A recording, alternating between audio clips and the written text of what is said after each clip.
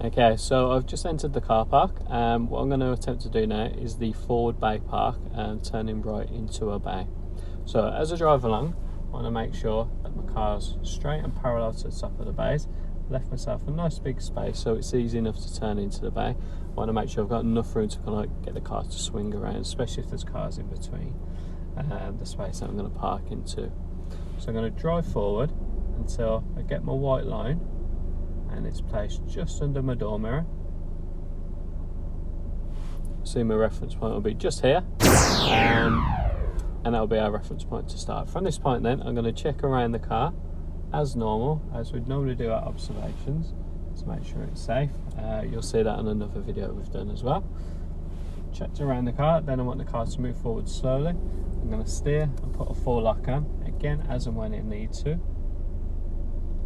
I can see it coming into the bay. It looks like it's going in between the white lines. So as it comes round, I feel like I'm straight parallel to the white lines. And to straighten the wheel back off again. And then stop it when I feel that I'm far enough inside the bay. Once I've finished the manoeuvre, I'm going to secure the car.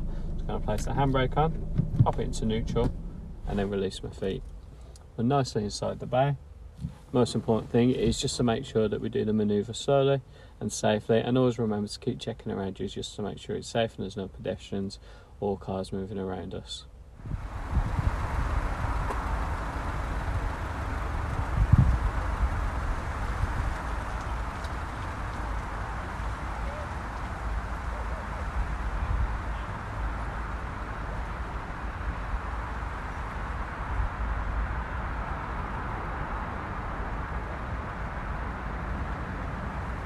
Hiya, I'm Mickey. Thanks for watching the video.